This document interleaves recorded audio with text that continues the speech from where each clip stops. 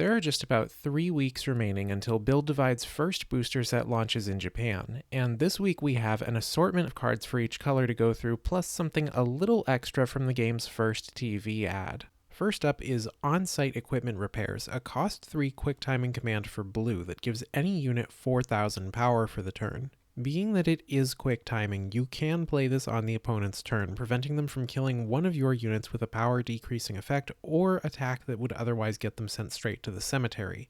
Second is Empress of Snake, a cost 5 normal unit for black that debuffs an opponent's unit by 5k if you have 10 or more cards in your cemetery when she's placed. Now, black doesn't have a ton of ways to fill up the cemetery right now, so for the moment, Empress seems to shine best with Bloom and Casino of Doom, and being that she doesn't have to be placed from your hand, you can actually get her effect off when you play her through Bloom's revival effect. Third is the Spirit of the Surging Seas Quma, a cost 5 buster unit for white that can bounce an opponent's cost 7 or greater unit back to hand when she's placed from your hand. Now, I'm not in love with this card's effect because it feels overly restrictive, only targeting really huge cards, but the main draw of Quma for me is that she has much higher base power than you would expect for a unit of her cost. Cost 5s seem to top out at around 6,000 power in most cases, but here's Quma with 7,500. Fourth, we have the second ace unit for blue, TX07 Diosirius Iora. Iora is our first card with the Scout keyword. When she's placed, you can scout 3, checking the top 3 cards of your deck and putting each one on the top or bottom of your deck as you like. This is to set up Iora's territory effect, which allows you to discard the top card of your deck, and if that card was a cost 3 or less command, you can play that effect. Iora's ability ties to the territory she can open, Heavyarms base Balbabylon. Balbabylon's effect activates every time you play a cost 5 or less command. When you do, you can choose to remove a card from your hand from the game to copy that effect you just played, choosing targets all over again. You can't loop this effect by copying a copy, but there are already a lot of creative ways to use this. Since Balbabylon's effect is an auto ability that will activate every time it meets its conditions, you can actually use it on the opponent's turn. For example, you could cast Armory to make an opponent's unit deal 1 less damage when it attacks you, then use Balbabylon to repeat that effect on a different unit, reducing the damage you'll take for the turn by 2. Or you could even destroy a unit with Cursed Trump card, and then copy the effect with Balbabylon to destroy another one. In blue-white, you could cast Sword of Reason to bounce a cost 5 or less unit on your turn, creating a serious energy deficit between you and the opponent. Or if you want to maintain battle phase control, you can instead use Cage of Reason to bounce 2 cost 3 or less units, or use Shackle of Ethics to bottom deck 2 of their cards outright, acting as hard control instead of soft. I think this is, without a doubt, the most powerful territory we've seen so far, with the main thing reining it in being the lack of direct draw effects we've seen in the game up to this point.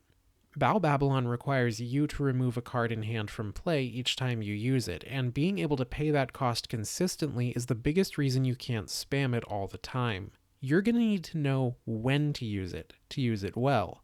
It's easier to pay when you're using it off the card Iora milled, but since those cards have to be cost 3 or less for them to go off, it's a much smaller and less dramatic pool of cards you have access to. The main ones I see potential in for an Iora Bal combo are Sword of Reason and Cage of Reason, both from white, but this is a pair of cards that will only get stronger over time as we see more commands printed. Next we have a normal timing command for black, All Night Nightmare.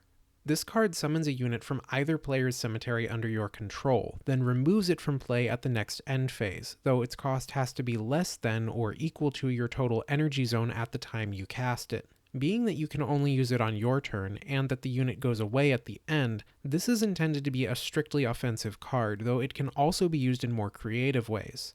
If your opponent is playing a black deck, summoning their unit and then removing it from play at the end of the turn will stop them from bringing it out when play passes to them, and the black mirror will probably get pretty intense with both players trying to remove each other's aces from play. This also creates a weird interaction with one of red's ace units, Badrados, since Badrados' territory effect can put himself into the energy zone to play a cost 9 or less unit from energy into the field. It seems like you'll only be able to do that if you yourself are playing a mixed red-black deck that has Bedrados' territory open, because all of the ace unit territory effects specifically have their title in the conditions of their effect, and only their corresponding territories have their titles written on them, but Aniplex hasn't clarified this yet. In the event that you do pull this off, Bedrados would presumably not be removed from play at the end of the turn, since he's no longer a unit on the battle area, but instead an energy card in the energy zone. There will probably be a more concrete breakdown of how these effects resolve once Set 1 actually launches on October 8th, but for now keep thinking about ways to break All Night Nightmare, because playing out of either player's discard pile is really strong. Next is Angel of Self-Control Valerie, whose continuous effect decreases all damage she receives by 2,000. This is a simple but effective ability since it requires a battling unit to have at least 4,500 power to destroy her, and it will only get stronger with buff effects like Bottomless Great Canyon. Finally, we have Lazy Hero Renren, a normal unit for red that, when placed while you have 8 or more energy, can target an opponent's unit to have both of them damage each other equal to their power. This is building on a mechanic that was introduced back in Starter Deck 2 with Eletofos, but I think there's a bit of a disconnect between Renren's cost and timing, because she's a cost 4 that you effectively can't put into play until you have 8 energy. So a turn 2 cost, but a turn 6 card, and with only 4k power she might just get herself killed trying to use this effect. The saving grace of this is being able to use her with buff effects. The aforementioned Bottomless Great Canyon will turn her into a 7k as soon as she hits the board, which will help her outlive her targets, though she won't be able to take advantage of Blitz until the battle phase, because her effect isn't actually battling, so she'll be going into that phase with significantly less power. While Renren is our final card of the day, she's not the last reveal of the week. That honor goes not to the daily card reveals on Twitter, but to the first TV commercial for Booster Set 1, which leaked the second ace unit for white, the Angel of Judgment Margrea. Margrea has the same judgment keyword found on Elizabeth, granting you a condemnation counter every time an opponent's unit is placed, and her activated ability allows you to remove 2 of your condemnation counters to target a unit and prevent the next damage it takes this turn. This ability is once per turn, but it is also a quick timing ability, meaning you can use it on the opponent's turn in response to their own card effects. Margrea's territory effect gives her an additional 5k power and 1 more hit if you've removed at least 1 counter this turn, allowing her to deal extra damage and become a 10,500 power unit, exactly equal to a bloom that's just milled a buster trigger during battle. We haven't seen Margrea's territory yet, but it will likely involve the judgment keyword in some capacity, and between this and Douglark, it's really cool how they're giving multiple identities to each of the colors inside their own theme. This has been a pretty great week for card reveals. I'm excited for Iora and Balbabylon because my one true joy in life is stopping the other person from playing the game properly. Remember to like, subscribe, and tell me what your favorite card from this week is in the comments.